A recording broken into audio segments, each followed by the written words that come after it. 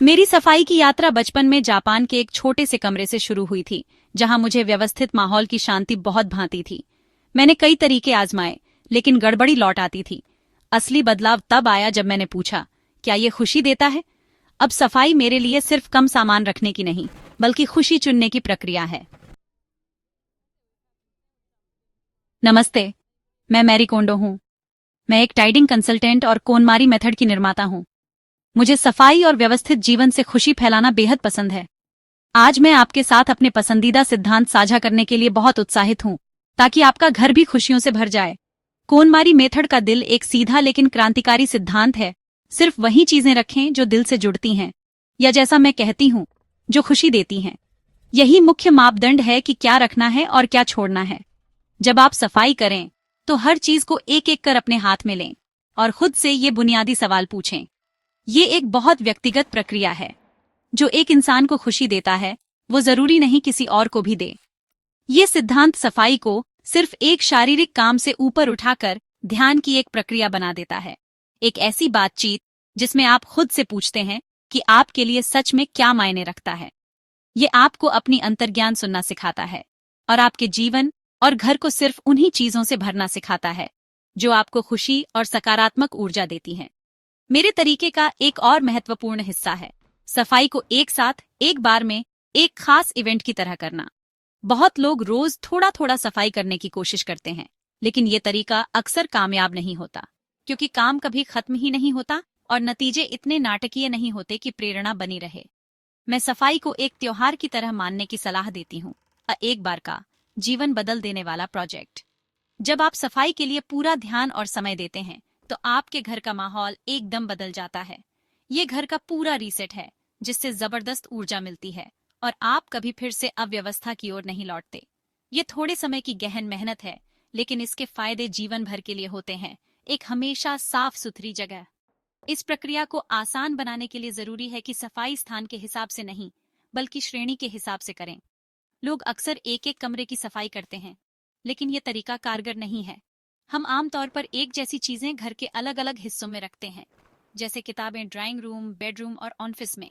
इसलिए आपको हर श्रेणी की सारी चीजें एक जगह इकट्ठा करनी चाहिए। शुरुआत कपड़ों से करें, फिर किताबें, कागज वगैरह। इससे आपको पता चलता है कि आपके पास असल में कितना सामान है। अपनी चीजों की असली मात्रा देखकर आप ईमानदारी से अपनी आदतों का सामना कर सकते हैं और चयन की प्रक्रिया कहीं ज्यादा प्रभावी हो जाती है। आखिर में, कोनमारी मेथड का एक जरूरी हिस्सा है अपनी चीजों के साथ सम्मान से पेश आना, जिसमें उन्हें सही तरह से रखना भी शामिल है। हर वो चीज जो आप रखने का निर्णय लेते हैं, उसका अपना एक ठिकाना होना चाहिए। जब हर चीज की अपनी जगह होती है, तो सफाई करना आसान हो जाता है, क्योंकि आपको पता होता है कि क्या कहाँ रखना है। कपड़ों के लिए मैं एक खास वर्टिकल फोल्डिंग तकनीक सिखाती हूँ। जब कपड़े छोटे छोटे आयताकार में फोल्ड करके खड़े करके रखे जाते हैं, तो आप एक नजर में सब देख सकते हैं। इससे जगह बचती है, कपड़े सिकुड़ते नहीं, और सबसे अहम बात, आपके पसंदीदा कपड़ों का सम्मान होता है। उन्हें भी आराम और सांस लेने का मौका मिलता है, ताकि जब आप उन्हें पहने, वो आपको पूरी तरह खुश कर सकें। कोनमारी सफाई उत्सव एक खास और सोची समझी श्रेणी क्रम में चलता है, जिससे ये प्रक्रिया जितनी हो सके उतनी सहज और असरदार बनती है। हम इस यात्रा की शुरुआत कपड़ों से करते हैं। कपड़े आमतौर पर सबसे आसान श्रेणी होती है, क्योंकि इनमें खुशी की अनुभूति तुरंत होती है। आपको फौरन पता चल जाता है कि कौन सा कपड़ा पहनकर आप आत्मविश्वास और खुशी महसूस करते हैं।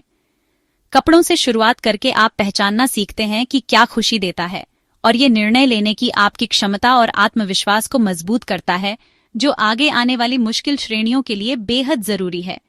अपने सारे कपड़े एक बड़ी ढेर में इकट्ठा करना इस बदलाव का पहला और बेहद असरदार कदम है। जब कपड़ों की सफाई में महारत आ जाए, तब अगली बारी आती है किताबों की।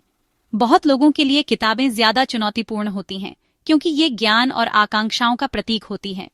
हम अक्सर ऐसी किताबें भी संभाल कर रखते हैं जिन्हें हमें लगता है कि कभी पढ़ेंगे, भले ही उनमें अब कोई रुचि न हो। प्रक्रिया वही रहती है, हर किताब को हाथ में लें। क्या ये खुशी देती है? मकसद ज्ञान को फेंकना नहीं है, बल्कि सिर्फ उन्हीं किताबों को रखना है जो अभी सच में आपको खुश करती हैं।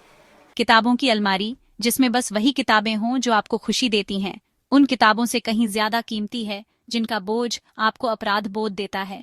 जिन किताबों ने अपना काम कर दिया उनका शुक्रिया अदा करें और उन्हें किसी और को प्रेरित करने के लिए आगे बढ़ा दें। अगली बारी आती है कागजों की, जो अक्सर सबसे भारी श्रेणी होती है। कागजों के लिए नियम सीधा है, सिद्धांततः सब फेंक दें।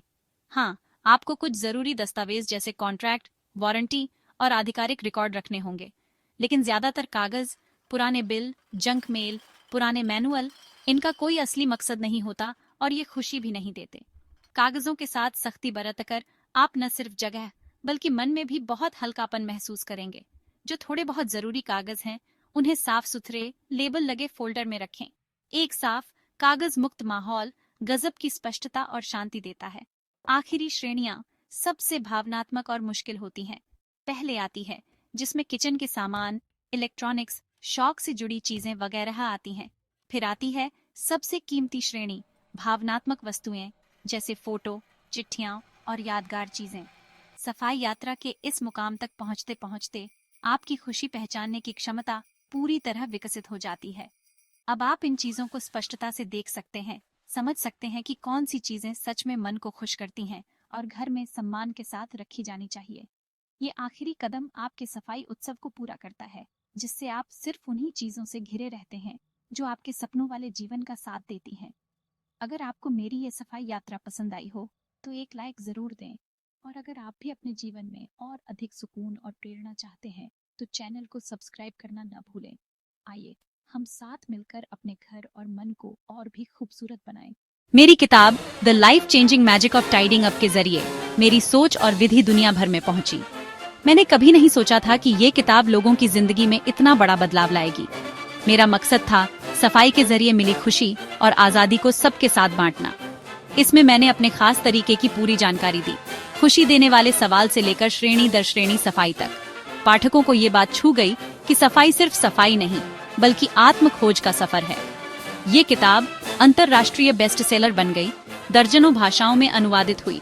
फिर Netflix series tidying up with मरी कोंडो आई, जिसने मेरे तरीके को घर घर पहुंचाया। इस शो में दर्शक देख सकते थे कि सफाई के दौरान परिवारों की जिंदगी कैसे बदलती है। सफाई के इस सफर में भावनाएं, बदलाव और नई शुरुआतें जुड़ी होती हैं। कोनमारी मेथड हर किसी के लिए है, चाहे उम्र, संस्कृति या घर कोई भी हो। लाखों लोगों ने अपनी सफाई यात्रा शुरू की और अपने घरों को खुशी से भर दिया। दुनिया भर से मिले प्यार और कहानियों ने इसे एक जादू जैसा बना दिया। अलग अलग देशों के लोग बताते हैं कि सफाई से उनकी जिंदगी में कितना बदलाव आया। किसी ने करियर बदलने की हिम्मत पाई, किसी के रिश्ते बेहतर हुए और बहुतों को शांति मिली। कोनमारी मेथड ने एक वैश्विक आंदोलन को जन्म दिया है, जिसमें लोग एक दूसरे का साथ देते हैं। जब आप अपना माहौल बदलते हैं तो आपका नजरिया और भविष्य भी बदल सकता है। सफाई का जादू सिर्फ एक साफ घर नहीं बल्कि एक खुशहाल जीवन है।